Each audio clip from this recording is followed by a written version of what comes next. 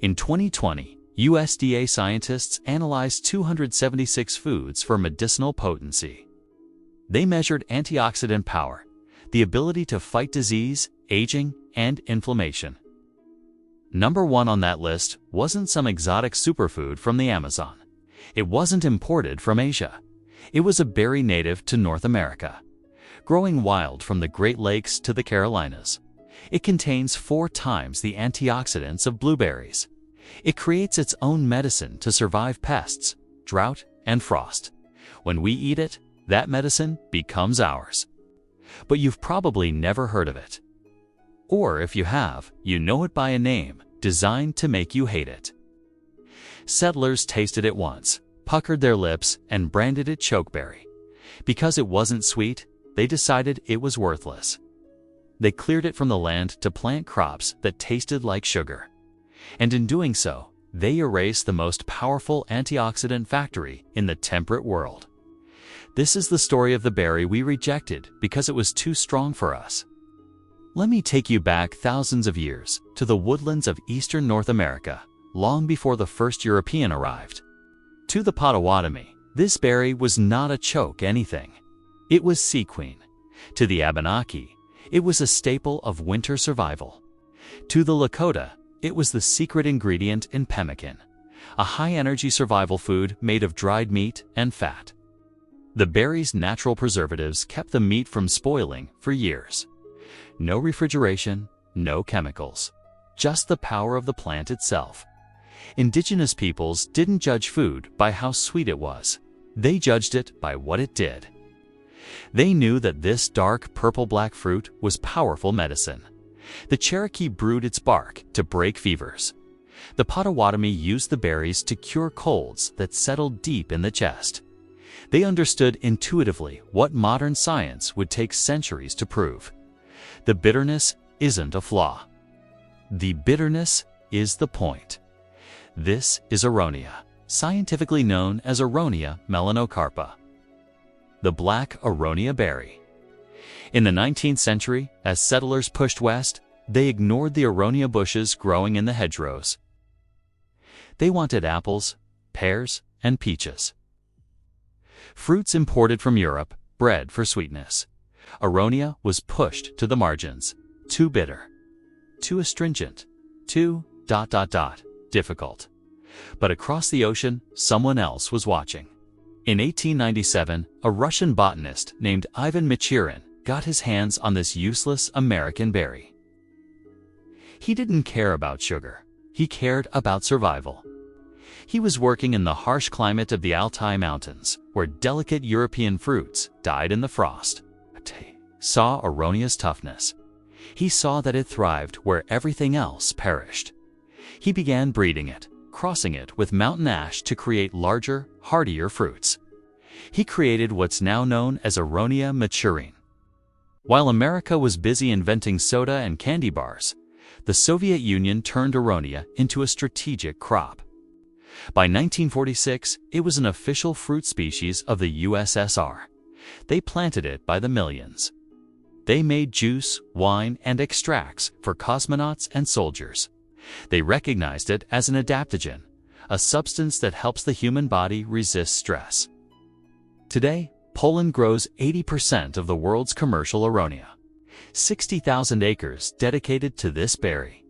Meanwhile, in its homeland of North America, it was treated as a landscaping shrub, a decoration. Commercial cultivation in the United States didn't begin until 1997. We were a century late to our own superfood.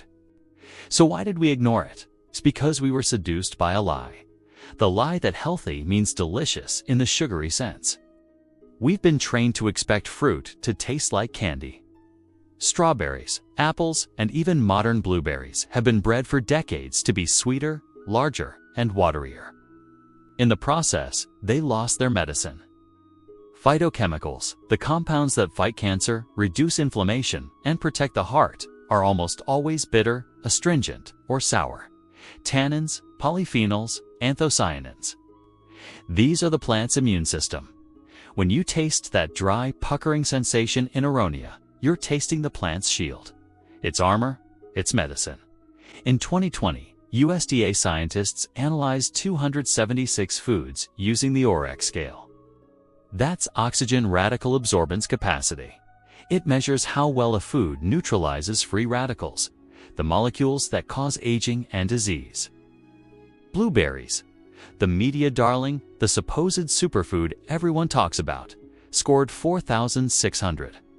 Aronia scored 16,000. Do the math. That's nearly 4 times the antioxidant power. 30 Aronia berries deliver more protection than a massive bowl of supermarket blueberries. And the specific compounds matter. Aronia is rich in proanthocyanidins, the same compound found in red wine that supports heart health. But Aronia has 10 times the concentration of grapes. In 2008, the Bulgarian Academy of Sciences ran a trial with diabetics. After 90 days of drinking Aronia juice, fasting blood glucose dropped by 17%. In 2017, the University of Illinois found it reduced insulin spikes. This berry isn't just food. It's a metabolic regulator. It's not a supplement. It's not a pharmaceutical. It's a berry that grows wild in North America. And it has the power to help manage one of the most serious health epidemics of our time. So if Aronia is this powerful, why haven't you heard of it? Why doesn't the USDA subsidize it the way they subsidize blueberries? The agricultural industry doesn't like complex foods. It likes simple commodities. In 1948, the USDA launched massive subsidies for blueberry cultivation. They poured money into marketing, research, and breeding. Why? Because blueberries are easy. You can snack on them by the handful. They fit the sweet profile Americans expect. They built a supply chain designed to ship watery, sweet blue orbs around the world. Aronia doesn't fit that model. You don't just pop a handful of raw Aronia berries into your mouth. The tannins will dry your mouth out immediately. Aronia demands relationship. It demands processing. It wants to be cooked into sauce, blended into smoothies, fermented into wine, or dried for tea. It requires a culture that values preparation over instant gratification. Industrial agriculture hates anything that slows down consumption. So they left it in the ditch. They denied it commodity status. While blueberry farmers get crop insurance and price supports, Aronia farmers are on their own. More than 50% of blueberries are sold through massive retail chains. But 34% of Aronia sales happen in person at farmers markets. This keeps it small. This keeps it niche. This keeps it out of the mainstream food system. But the erasure goes deeper than just economics. It touches on biopiracy. Just like wild rice and other indigenous foods, Aronia faces the threat of genetic theft. In 2022, biotech firms attempted to patent hybrid Aronia varieties using genetics taken from wild plants without indigenous consent. They want to take the wildness out of it. They want to breed out the bitterness, patent the sweetness, and sell it back to us as a new superfood. The same pattern we've seen with quinoa, amaranth, and countless other indigenous crops. Take it, modify it, patent it, profit from it, while the original stewards get nothing. But resistance is growing, and it's coming from the people who never forgot. In 2012, the Meskwaki Nation in Iowa launched a food sovereignty initiative. They're reclaiming Aronia not as a commodity, but as a relative. As part of their heritage, they established Red Earth Gardens, growing traditional foods to heal a community ravaged by diabetes and the legacy of boarding schools. They're teaching their youth that medicine doesn't always taste like syrup. And then there's the commercial revival, led not by corporations, but by families. In 1997, the Pitts family in western Iowa looked at their heavy, wet soil. It was useless for corn. It would kill soybeans. So they planted the only thing that wanted to be there, Aronia. They didn't try to change the land to fit the crop. They changed the crop to fit the land. They started the first commercial Aronia farm in the United States. Today, there are hundreds of growers in the Midwest. The Iowa governor even declared September Aronia Berry Month, not because of lobbyists, not because of corporate pressure, but because of a grassroots movement of farmers who recognized what they had. This revival proves something important. We're tired of food that lies to us. We're tired of fruit that's bred for shelf life and sugar content, but leaves us starving for nutrients. We're ready for the bitterness. We're ready for food that actually does something. Aronia breaks all the rules of modern food. It's perennial. You plant it once and it produces for 20 years. It requires zero nitrogen fertilizer. It has almost no natural pests in North America because it's native here. It belongs here. While blueberry farmers are spraying fungicides and pumping groundwater to keep their bushes alive in climates they don't belong in, Aronia is growing in roadside ditches, ignored, doing just fine. It produces 20 pounds of fruit per bush. That's 30 cups of medicine every single year, for free, with zero inputs. Compare that to the resources required for a field of corn or a grove of almonds. Aronia is an exit strategy from industrial dependence. And here's something most people don't know. Aronia thrives in conditions where commercial crops fail. Wet soil that would drown corn roots. Aronia loves it. Heavy clay that would suffocate soybeans. Perfect for Aronia. Late spring frosts that destroy apple blossoms. Aronia waits them out and blooms later. This adaptability isn't accidental. It's the result of thousands of years of evolution in North American climates. While blueberries are being coddled in artificially acidified soil with constant monitoring, Aronia just grows. It doesn't ask for special treatment. It doesn't need pH adjustments or soil amendments. This is what indigenous agricultural knowledge understood. You don't force the land to grow what you want. You grow what the land offers. And when you do, the plant gives you everything it has. Not just calories, not just sweetness, but actual medicine coded into every berry. The chemicals that make Aronia bitter, those same chemicals that made settlers reject it, are precisely what make it valuable. They're telling you something, saying, I survived ice ages, droughts, and plagues. I can help you survive too. But you have to be willing to listen to a language that isn't sweetness. The story of Aronia is the story of our own palate. We were taught to fear the choke. We were taught to fear the dry, the bitter, the strong. But that dryness is the tannin binding to proteins in your mouth. That bitterness is the antioxidant that will kill inflammation in your blood.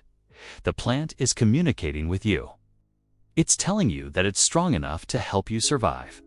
We've become so addicted to sugar that we've forgotten what real food tastes like. We judge everything by whether it tastes like candy. If it doesn't, we reject it. But our ancestors knew better. They knew that the most powerful medicines are often the most bitter. That healing doesn't always come wrapped in sweetness. We almost lost this berry, not because it went extinct, because we forgot how to taste it. We let the Russians value our own heritage more than we did. We let the USDA convince us that only sweet things have value. But the bushes are still there.